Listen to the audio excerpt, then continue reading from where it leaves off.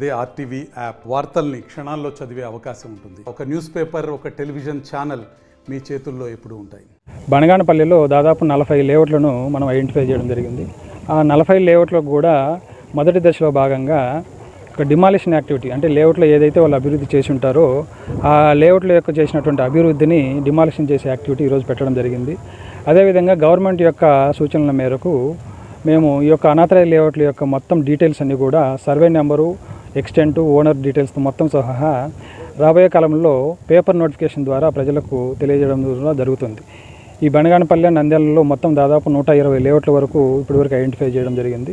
వీటన్నిటిని కూడా ప్రజల ముందు ఉంచుతున్నాము. ప్రజలకు కూడా మా తరపున రిక్వెస్ట్ ఏంటంటే, ఇటువంటి అనాథరైజ్ లేఅవుట్లలో ఎవరు కూడా ప్లాట్లు కొని మోసపోవద్దని చెప్పి మా request.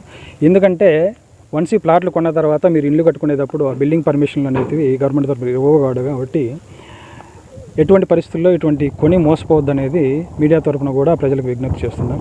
Kurnool urban development authority యొక్క పరిధిలో దాదాపు 53 మండలాలు ఉమ్మడి జిల్లా వ్యాప్తంగా ఉన్నాయి.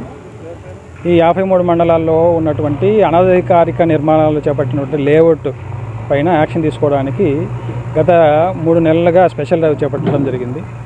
ఈ 3 నెలల్లో మా యొక్క ఫీల్డ్ స్టాఫ్ ఐడెంటిఫై చేసినటువంటి లేఅవుట్స్ అన్నిటికి కూడా చట్ట ప్రకారం ఇవ్వాల్సిన నోటీసులు ఇచ్చి వాళ్ళని లేఅవుట్ పర్మిషన్లకు రావాల్సిందిగా ఆ లేఅవుట్ డెవలపర్ని కానీ ఓనర్ని కానీ రిక్వెస్ట్ చేయడం జరిగింది. అయితే ఇప్పటికీ ఇన్స్పైట్ ఆఫ్ రిపీటెడ్ రిమైండర్స్ లేకపోతే నోటీసులు ఇస్తున్నప్పటికీ చాలామంది ఓనర్స్ లేదా డెవలపర్స్ ఎటువంటి సమాధానం ఇవ్వలేదు. ఇటువంటి అనాథరైజ్డ్ లేఅవుట్లలో బిల్డింగ్ పర్మిషన్లు ప్రభుత్వం ఎటువంటి పరిస్థితుల్లో ఇవ్వదు.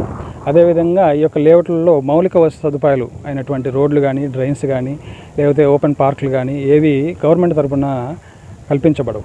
నెక్స్ట్ చర్యలో భాగంగా బనగానపల్లిలోనే కాకుండా నంద్యాల జిల్లా వ్యాప్తంగా ఉన్నటువంటి అన్ని అనాథరైజ్డ్ లేఅవుట్లలో కూడా యాక్షన్ తీసుకోవడం జరుగుతుంది. ఇప్పటికే మనం కర్నూలు, అదేవిధంగా పాణ్యము, ఎమ్మిగనూరు, ఆదోని, నందికొట్కు ఇటువంటి ఏరియాల్లో కూడా దాదాపు ఒక 50 లేఅవుట్ల వరకు డిమాలిషన్ యాక్టివిటీ పెట్టడం జరిగింది. ఫర్దర్గా వీళ్ళు డిమాలిషన్ యాక్టివిటీ చేసినప్పటికీ మళ్ళీ ఏమైనా దీంట్లో డెవలప్మెంట్ చేస్తే వాళ్ళపైన చట్టపరంగా ఒక ఛార్జ్ షీట్ ఫైల్ చేసి కూడా వాళ్ళకు కోర్టులో కేసు వేయడం జరుగుతుందని ఈ యొక్క డెవలపర్ను మనం హెచ్చరిస్తున్నాం. కాబట్టి ఇప్పటికైనా మన రిక్వెస్ట్ ఏంటంటే, ఈ యొక్క అనాథరైజ్ లేఅవుట్ డెవలపర్స్ అందరూ కూడా యొక్క పర్మిషన్లు తీసుకొని చట్టబద్ధంగా వాళ్ళు వ్యాపారాలు చేసుకోవాలని, అదేవిధంగా ప్రజలకు ఒక మంచి మౌలిక సదుపాయాలు కల్పించే విధంగా వాళ్ళు చర్యలు తీసుకోవాలని చెప్పి కూడా మీ ద్వారా వాళ్ళను రిక్వెస్ట్ చేస్తున్నాం. అంటే బనగానపల్లి యొక్క మండలానికి సంబంధించి 40 లేఅవుట్లు మొత్తం ఉన్నాయి. ఈ యొక్క బాణిముక్కల, మిట్టపల్లి, ఎనగండ్ల ఇటువంటి చుట్టుపక్కల ఏరియాల్లో ఈ యొక్క బనగానపల్లి ముఖ్యంగా చూస్తుంటే 10 నుంచి 15 లేఅవుట్స్ ఉన్నాయి. అయితే ఎక్కువగా కూడా వీళ్ళని గ్రామ పంచాయతీ అప్రూవల్ తీసుకున్నామని చెప్తున్నారు. కానీ గ్రామ పంచాయతీ ఈ యొక్క లేఅవుట్లు ఇచ్చేదానికి అధికారం లేదనమాట.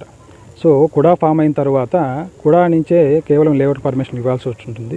మేము అందరికీ డెవలపర్స్కు, యొక్క రియల్ ఎస్టేట్ ఓనర్స్కు వీళ్ళందరికీ చెప్పేది ఏంటంటే, వాళ్ళకి అవగాహన కూడా కల్పించాం.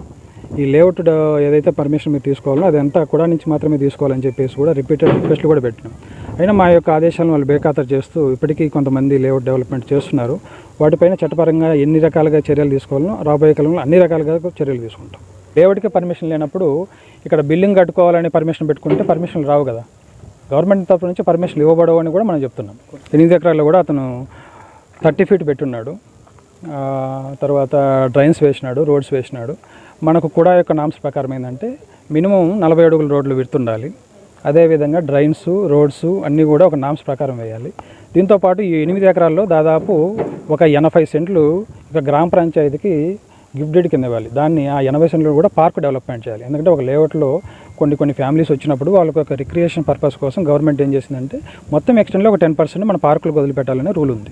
అవి ఏమీ చేయకుండా జస్ట్ పేపర్ మీద ఒక డ్రాయింగ్ వేసి లేఅవుట్లు ప్లాట్లు అమ్మడం వల్ల కొనుక్కునే వాళ్ళు నష్టపోతున్నారు. గవర్నమెంట్కి రావాల్సినటువంటి ఓపెన్ స్పేసు, అదేవిధంగా గవర్నమెంట్కి రావాల్సిన చట్టబద్ధంగా ఫీజుల రూపంలో రావాల్సిన అమౌంట్ కూడా ప్రభుత్వ ఖజానాకు గండి కొడుతున్నారు. కాబట్టి వీటిపైన ఎటువంటి పొలిటికల్ ప్రెజర్స్ ఉన్నా కూడా మనం ఉపేక్షించొద్దు అని చెప్పేసి మాకు స్ట్రిక్ట్గా ఇన్స్ట్రక్షన్స్ ఉన్నాయి. దానిలో చర్యల భాగంగానే ఎంతటి వారు ఉన్నా కూడా దీంట్లో ఉపేక్షించకుండా చర్యలు తీసుకుంటాం. మరిన్ని వీడియోస్ కోసం ఛానల్ ని సబ్స్క్రైబ్ చేయండి. లేటెస్ట్ అప్డేట్స్ కోసం వాట్సాప్ ఛానల్ ని ఫాలో చేయండి.